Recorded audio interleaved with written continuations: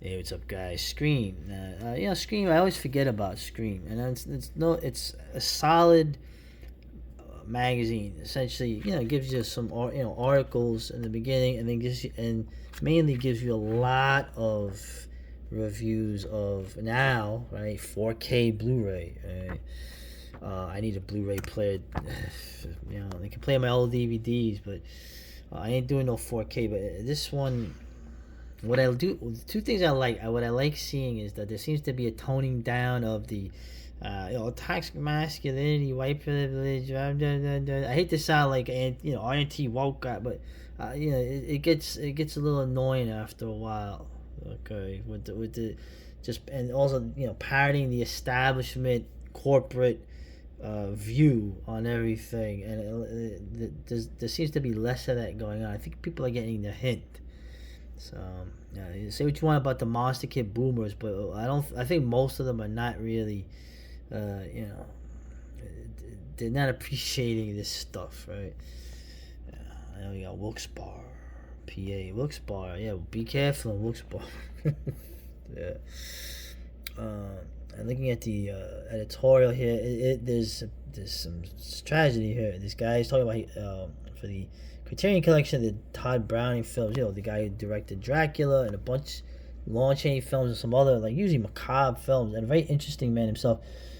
I contacted the film historian David J Skal to write an article. Right, he knew about the projects. Most of us did. Right, I wanted to see David's work on screen for many years, and so personally, this is a dream come true. I'm thrilled to have him on board for a cover story.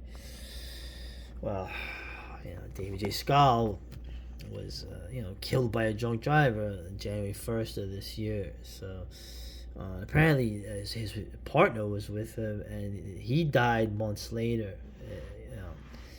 Because some guy couldn't, you get fucking hammered and then you get in your damn car, right? Anyway, and there's no mention of that here. So I mean, this probably was like, put the press before that happened, But yeah, and here the article here too. It's a good article on it. Obviously, he had written this book, but this book here, man, this David J. Scott, this is the best. No friggin' lie, man. This is the best book ever written about horror cinema. Okay, ever. This was the best book ever done on this by far, man. I'll say that straight up by this man here. So, and this is probably one of his last articles. It makes you think too. And wow, it's just Joan Crawford is literally unrecognizable there.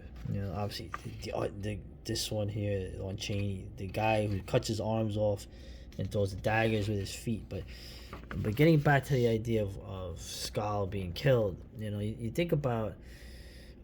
I'm friends with a writer, as you can see in my videos.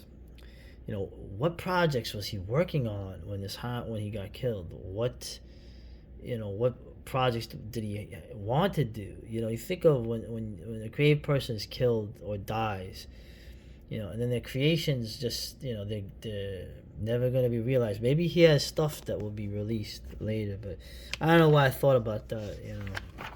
I mean, anyway, little thing here. Something Glenn Strange. I always like Glenn Strange.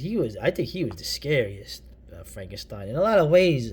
I mean, he's the Frankenstein that a lot of stuff got copied from. Although I thought Lugosi was a good Frankenstein, despite what everyone else says. In Frankenstein meets the Wolfman, which is my favorite Universal film. Or that and the Black Cat and the Raven, maybe. So, something here. I never heard of this guy, Louis Teague. But apparently this is the guy that boomer scum, and the triggered. I hate this movie. Although what's great in this movie? Remember the scene where I guess they're on D-Day, remember, and they're handing out the numbers to these dudes. Basically, it's your turn to then go forward. And I'm trying to remember. I think it was something with the demolition or something. I remember each guy does it and gets killed, and then Mark Hamill, it's his turn to go, and then he's fucking scared to go, and Lee Marvin basically starts shooting at him. So I think that was cool because I think it give you a little insight into this. Anyway, and 99 one was cool though, wasn't it? This guy apparently he directed Cujo, right? Cujo, remember Cujo? And oh yeah, man, everyone, all my '80s kids, Alligator.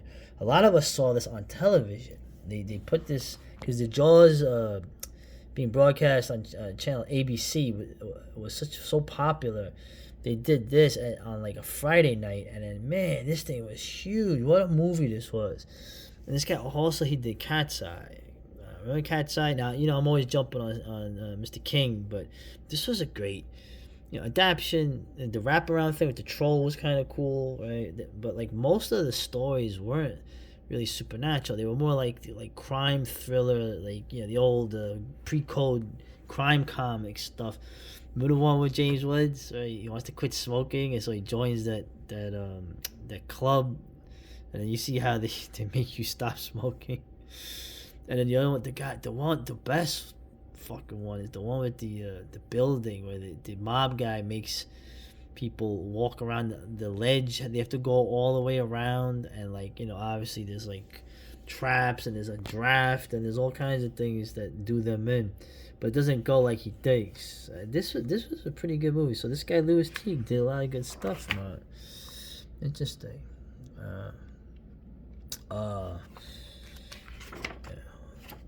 Delamorte. I've gone over this a bunch of times. This film. This is the greatest Italian horror film ever made in terms of. It's just Michael Soavi, right? Basically,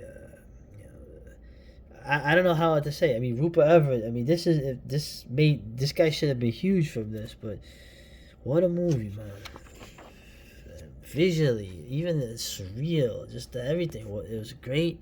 It was hilarious too. Remember that stupid cop that keeps never realizes that this dude is killing people. I thought it was interesting. Of course, it's coming out on 4K. And here we go. Now this is what most of Scream is. It's reviews. So, and I saw this one. Caligari. This is an art film, like an '80s art film. When you had hipsters back then too, right? The female Caligari is totally unwatchable film. You can imagine.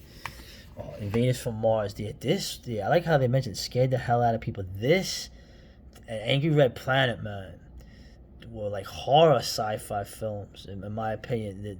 The aliens were so menacing. And there was like a surreal, almost dreamlike quality to these movies. Right? Well, dare I say, Lovecraftian? This is one I never saw this Paul Naschy film. This is kind of like his take on Death Wish. He did some action films. I've never seen it. The Ultimo Kamikaze. I never saw that one either. One of the ones he made in Japan, but. This movie, I want to see this. Apparently, this is shot for $1,000. I think this was shot on actual real VHS. I remember finding the DVD is impossible, so I'm gonna have to get a Blu-ray player. So probably be the first thing I get when I buy it. Probably will do that next paycheck. And this is the famous film. I haven't seen this. Where it's Boris Karloff is a horror actor, and then he runs into a guy a Vietnam vet who starts killing people, right? With all those toxic, masculine things called firearms. And I like how it came about. Roger Corman wrapped production on The Terror. Remember that film? Starring Karloff 2 days early, so the star owed Corman 2 days' work. So Corman was like, he owes me 2 days, so you know what? Take him. We'll take some footage from this thing and we'll make a whole other movie. And this is the movie they made. Very interesting. So, and the Centipede Horror. I heard of this one. Yeah, this is basically the idea of Thailand or Malaysia. It's like the Mexico / Transylvania of Asia, right? And so these poor Chinese, these heroic Taoist priests fight against these evil sorcerers. Which is funny because a lot of times the Taoist priests in the Kung Fu films are the villains, right? Like Bai Mei. So, and real quick, I just want to say this: when they make stop with this. I don't like this. I don't like when they make they make new artwork for these old films. Just make the friggin' use the old artwork or use the posters. Don't do this. So just like, oh, remember this movie, man? This was a chilling movie, man. When this thing would come out and drink the blood of the victims, man, this thing was nasty. And once again, look, Crash Course in Corpsman Economics, shot back to back using much of the same cast and crew, right? They did Ski Troop Attack. That's interesting. That'd be fun to see. But only got so much time. One of us. We're all freaks now, aren't we? Yeah. Problem is, I was a freak back then, and I'm still a freak. I never got to see the worm turn.